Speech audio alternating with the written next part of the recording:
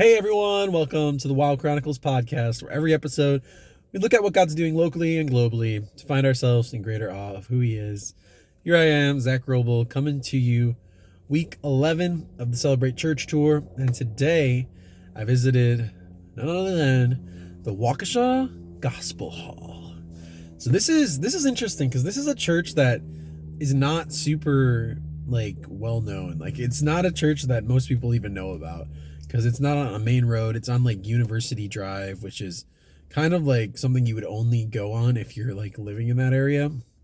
And it's not associated with any particular denomination. Actually, it's not Catholic, Baptist, Lutheran, Assemblies of God. It's nothing. It's just a gospel hall, which apparently I asked one of the people in the congregation today, like, is gospel hall like its own denomination? And they're like, no, this is just a thing where people meet on Sundays for these gospel gatherings. And so they're not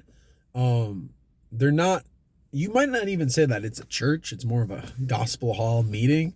But I counted it for the church tour because I've been driving past this place, the Waukesha Gospel Hall, like so much in my life, because on University Drive is where I would used to drive to pick up my friend Izzy whenever I would be taking him to a Bible study and stuff, and he lives right over there. So I would always drive past this building that said Waukesha Gospel Hall, and I would just be like, what is this thing? And I looked it up online, and the website hasn't been updated in a couple of years, so I was like, okay, I don't really know what I'm going to do with this, because I'm like, there was a part of me that was like, I'm going to show up today, and they might not even be meeting anymore. But I showed up, and they're still going strong, and I have a lot to talk about. It was a very unique worship experience compared to what other churches do, and I think that there's a lot of things that are unique in that I want to bring to the table to celebrate. So that being said, so the Waukesha Gospel Hall, another thing to note is they have an FAQ on their website, and their FAQ had this question of like, are you guys Jehovah's Witnesses?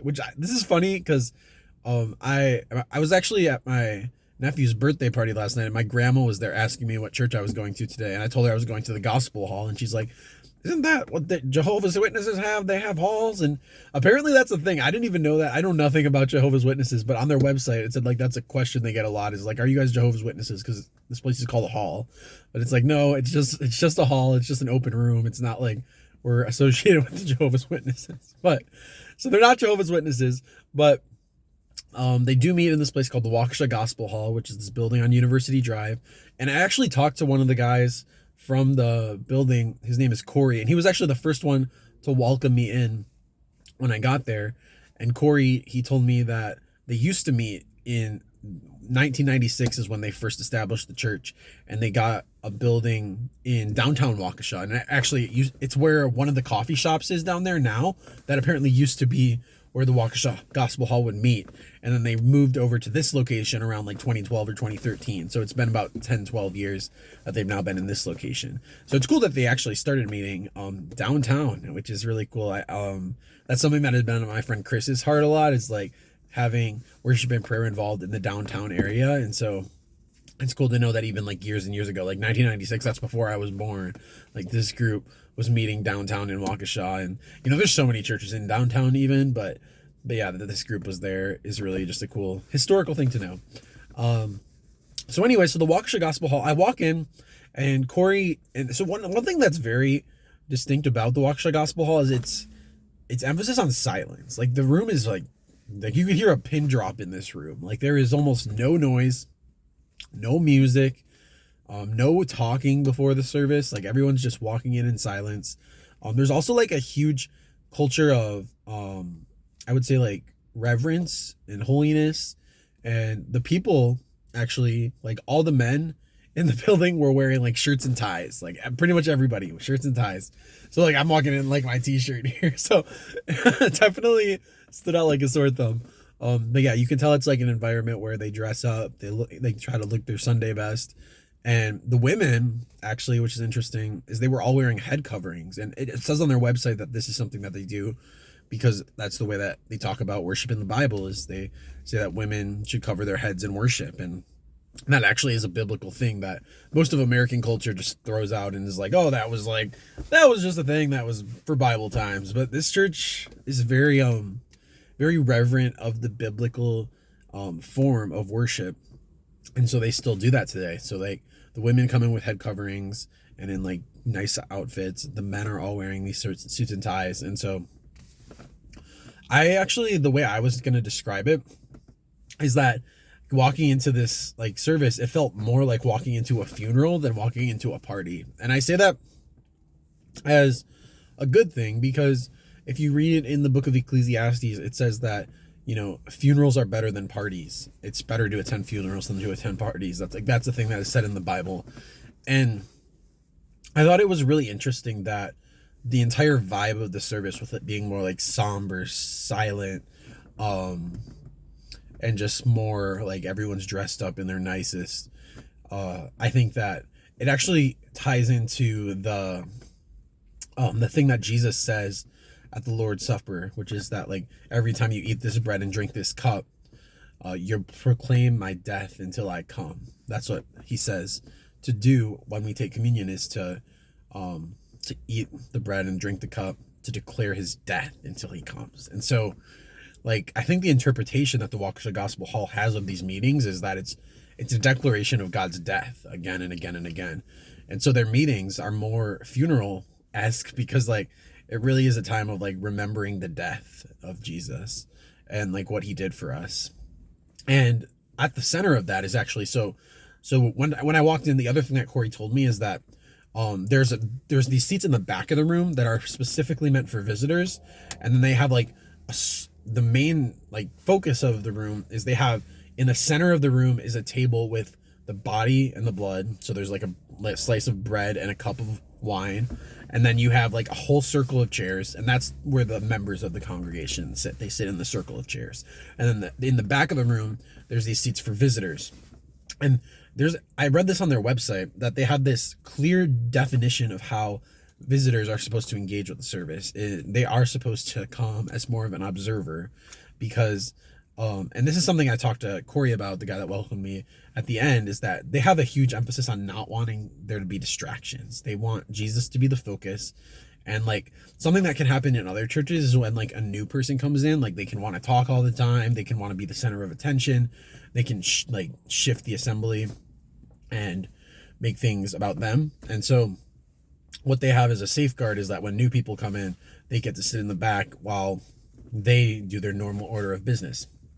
And I think that's really cool in some ways, because like one thing that, I mean, this is the first church where they've had a very closed communion as well. Like when later in the service we did like have the time of, you can eat the bread and drink the wine, it was only open to people in that circle. So like I wasn't allowed to take communion today, which is different, because I like talked about in some of the other celebrate videos how I celebrated that they did allow me to take communion, even though I was just this new guy who walked in for the first time, which was really cool. But so the heart posture though is why you can celebrate it even in this context, because the reason I celebrate that they didn't allow me to take communion here is because the reason for that is in the Bible it talks about how like if people take communion without knowing what it means, they're drinking judgment onto themselves, and they're like bringing this judgment onto themselves because they're doing this without knowing what it means. And so there's such a significance and an importance to the people that do it knowing what it means. And so the reason that they have like new people who are just visiting the church sit in the back and not participate in communion is because they don't know these people. They don't know if they agree on the same things, the same theology. And so like to just have like some stranger eat the bread and drink the wine when they don't know the meaning and the depth of it would be irresponsible based on like the biblical definition of how communion is supposed to be involved in and taught. So I thought that was cool. Like obviously I love taking communion myself, but like the fact that they were doing that because of the way that they honor the biblical idea of, making sure that people know the gospel before they just take communion willy-nilly, I think that was cool. And then the other thing that they do in their service, so once the service starts, the entire like first hour or so, or like 30-40 minutes, is just like, it is silent. It's just silent. And like everyone in the room is given like a book of like all the hymns that the church sings. And anyone in the circle is allowed to just like look in the book and say like, I want to sing hymn number 287. Then everybody turns there and they all sing it. And then somebody else can say, I want to sing such and such hymn. And then they sing it. And so like, there's a lot of participation from the congregation. And I think that's like an interesting juxtaposition, because like a newcomer in this church will have no participation, but the people that are members will be encouraged to all play their part and to all participate. And so it's like, it's kind of interesting, because you walk in and at first, like, you have no power, you're just told to observe. But then if you want to become a part of what they're doing, then they'll give you like a lot of a role and a lot of responsibility to speak up. And on their website, it even says like the reason they like have this format of, you know, silence, and then like anyone can speak up and say like, I want to sing this song, I want to sing this song, is because they want to be led by the Holy Spirit. And so like, as the Holy Spirit's leading you to a certain song, you can just freely speak up and say like, let's sing this song together. Let's sing this song together. And so I think that's a really cool idea. Also, going along with that, there is no musical instruments. So all of the songs are just the voices. It's very similar to the Church of Christ that I went to in week 2 of the Celebrate Church tour in that way. So no instruments, it's only the voices on every song. And so again, very stripped back. And like Corey was saying, like the reason they do that is because he was saying that in a lot of modern churches, like things become about the worship band, they become about the music, they become about the performance. And sometimes people can lose sight of Jesus in the midst of like that huge emphasis on music and performance. And he even said like, I still love music. Like he's like, I listen to Spotify Christian songs in the car. Like he still does that. But he said that they really like to guard this Sunday meeting based on the biblical description of the Sunday meeting of the believers, or not the Sunday meeting of the believers, because the Bible never says they meet on Sunday, but the Bible does talk about how, you know, when the believers gather, that it is done like in this way. And so they really are pulling this this way that they gather in these gospel halls, from this idea of fellowship and from this idea of reverence. And so it's really cool.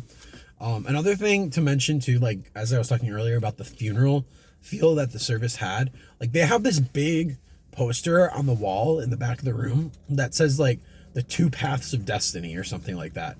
And so it's like there's a lot of arrows, and it says like you can take the narrow way or you can take the broad way, and it can lead to hell and it can lead to heaven, and it can lead to like, and then it has like, it goes all the way to like the judgment, and then like the lake of fire, and then the new heaven and the new earth. And so like there's this big poster on the wall that's just like showing you the afterlife essentially. And I think again, like with the focus on death, or like the feeling of death that you kind of get in the room with it being such a somber atmosphere, like, you know, and seeing afterlife on the wall, I feel like it really gives you this higher like thought about eternity, really, like realizing like, oh, this life is not all there is. Like there's so much more than this life.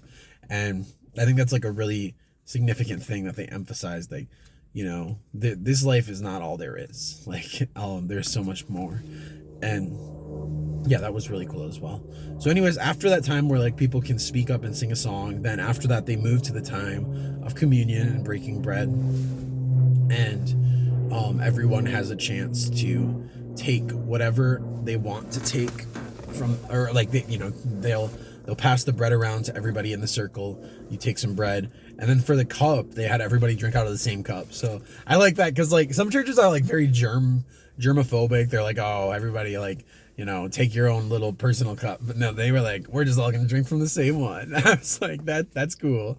Don't be afraid of germs. So that was funny. Like, but yeah, they passed the cup of wine around. Everybody drinks that, and then they had an offering time, which their website also says like if you're a visitor, you're not expected to obviously give an offering, but they have everybody like who wants to contribute, they can do that as well. So they do that, and then they had somebody share like a little message, and that was, I guess, more or less the main service. So then, and it's interesting because like on their sign outside of the gospel hall, it actually says their service from 9:30 to 11 is called the breaking of bread service. And so that's really like, again, the main focus is communion. And I've seen this in a couple of different churches that I've been to now, is communion really gets a lot of emphasis because of the fact that like, you know, it is this time of remembering Jesus' death and his body and blood and proclaiming his death until he comes. And so I really, you know, that was a big thing that happened here today, was just like that remembrance and that sovereign, holy, set apart reverence of, wow, like this is what Jesus did for us. This is huge.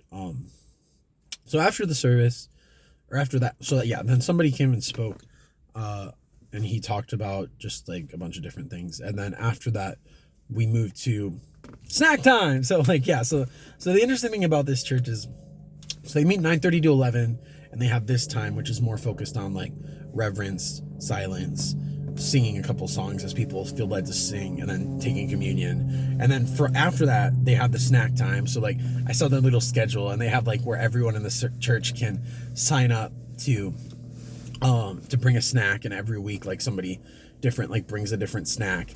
And then there's like a time of fellowship in the little room for like 30 minutes. And that was really cool. I got to talk to Corey more. He's the man that welcomed me and was telling me about the history of the church. And he even told me that like, so he has 2 kids named Zach and something else. I forgot the other's name, but it was cool. He was like, yeah, I have a son named Zach, when I told him my name. So that was cool. And then I also got to talk to this guy named Tom, Tom was really cool. He told me that he and his wife had moved here in like 2012 or so, and have been here for a long time. And he was actually preaching the children's message today, and I got to tell him a lot about my past and my history. So I told him about how I'm doing the church tour, and I told him about how I've been in the nations and I've seen God move around the world. And so it was just really cool just being able to talk with other believers and fellowship with them. And then, yeah. And again, like the snack time list is another example of what I said earlier, just like that there's this like emphasis on everyone in the church participating. And so, every week, like a different person from the congregation signs up to bring the snack. And then Tom was telling me that every week a different person rotates and leads the children's message. And so that's what happens after the little fellowship and snack time for 30 minutes. Then they have another hour's worth of content. And the first half hour of that content is a children's message that's focused on, they have a little different book called the Children's Hymnal. And so again, it's a similar thing of like, anybody tell us a song you want to sing, and they sing it, and they sing another song, they sing another song, and they sing how many songs they want. And then after that, there's a message that's more geared towards children. It's based more on a story, I think, in general. Like Tom was telling me last time, they talked about David and like when he was called, and how, it talks about how, he was not picked for his outward appearance, but for his heart. And that's something that's really good for kids to know. And then this week he was obviously talking about David and Goliath. So that's like the next evolution of that story, and just how, and we were talking about how those kids stories, like those simple stories from the Bible, can be really good, and they can have these really deep lessons that we can still hold with us today, even if like, once we're in church for a long time, we become overly familiar with those stories, but the simple truths of them are still so good. Like, like how it does say like David, like he was not known for his outward appearance, but for what was in his heart. And that's what the Lord looks at as well. And that was really good. And obviously David and Goliath, like we can overcome anything when we have the Lord. So great truths to be reminded of through like a childlike lens. And then after that, there was like another 30-minute message where they talked about the story of Baal, and Elijah, and how Baal was like a false god that a lot of people believed in. And the guy who was speaking there, he said that like all religions either have like one of two belief systems. They either believe like your good behavior is what gets you to a good afterlife, or they believe like you have to trust that God is going to give you a good afterlife, like completely independent of your behavior. And most religions believe it's like where it's based on what we do. But then there's very few that are like, okay, no, we just have to trust that God will give us a good afterlife anyways. And, and I think the truth is a little bit of both. Obviously, like we more have to trust Jesus to do what he's going to do. But we also just can't do all bad behavior either. Like, there is a need to do good behavior, but at the same time, like Jesus is the final say that's going to get us to the next thing. And obviously, like, the afterlife is a big old can of worms that everybody has their different interpretation of. So I am not going to go too much into that. But anyways, the message about Elijah and Baal, though, was mainly speaking on how Baal is a false god that these people made up in their heads. And Elijah ends up like pouring a bunch of water onto his wood, because him and the people who worship Baal are having this contest to see which god can make fire first, Baal or Jesus, or, the God of heaven, our Lord and Savior, the Father, Allah, or not Allah, what's his name? Jehovah. So Jehovah obviously wins, but in the story, it's really cool because like, Elijah will literally like pour water on his sticks, and he's like, all right, I'm still gonna get a fire before you, even if I pour water on my sticks. Like, God's still gonna make a fire first. So he basically does everything to sabotage his own chances, and he still wins. So it just shows that God, like, he is capable far beyond like these things we make up in our mind that we think have any power, which is so cool to be reminded of. So then after that, yeah, everybody was just like, hey, glad to have you. It was a nice time, and you're welcome back anytime. And maybe I will come back sometime. They have a meeting on Wednesday nights as well, where they focus more on prayer. So once my Wednesday commitment ends, maybe I'll stop by again, because it was a really great environment. And I think, like, I really did like that there was those guys, Corey's sons.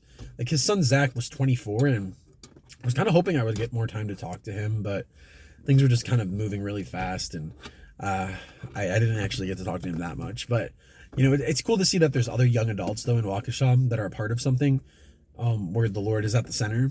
And even if he's not in my circle, like, it's cool to see that he's engaged with the Lord within the space of this church. And again, this church was very small. It was probably like 30 people max, like very, very small congregation, very tight knit. And yet it was really beautiful at the same time. And again, like, Corey's mindset of saying, like, we don't want distractions. We just want to focus on the real thing, the depths of, the depths of Jesus' death, really. Like, is what it felt like, as, we took the body, or they took the body and the blood, and there's so much silence. Like, even the speakers that would speak and share the messages, like, they would speak very slowly, like, very slowly. And it was a little more old school of a church too. Like, there was some these and thous, and, some of the more, like, old school language was being used in the room as well.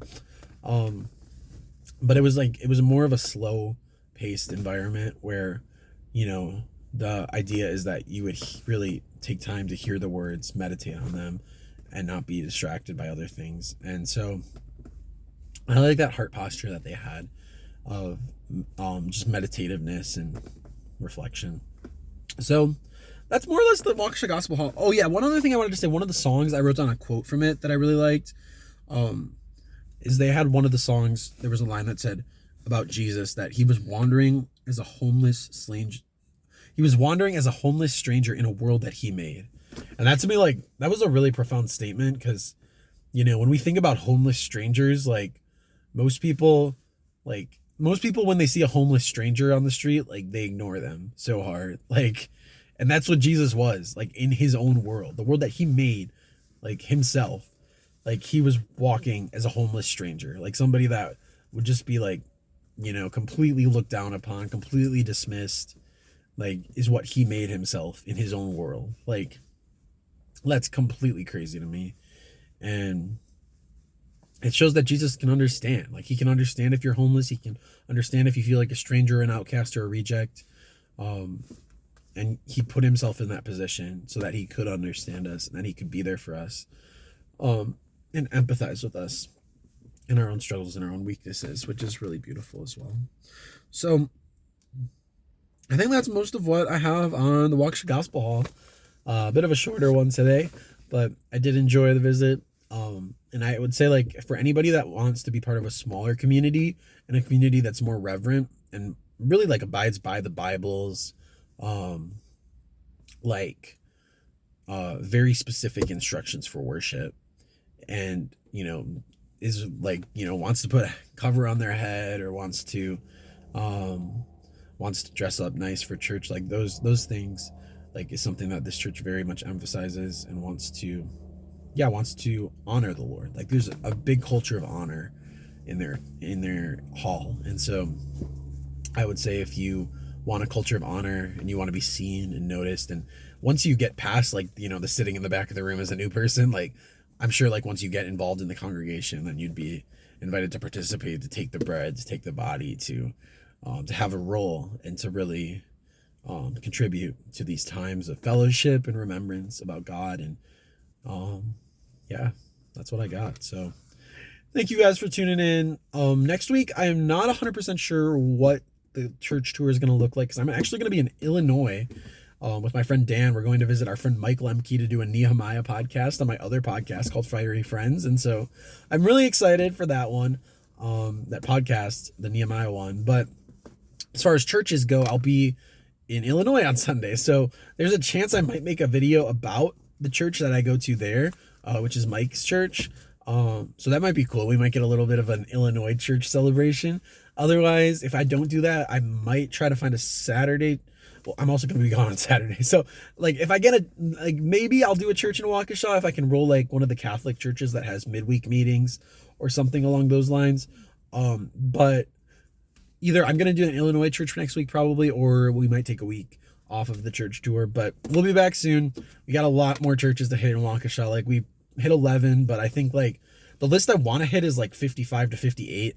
So there's going to be some double up weeks. There's a lot more I still want to do. I really want to see everything that God's doing in this city as much as I can this year. So we'll be back. But until then, guys, thanks for tuning in. And until next time, stay in awe and wonder.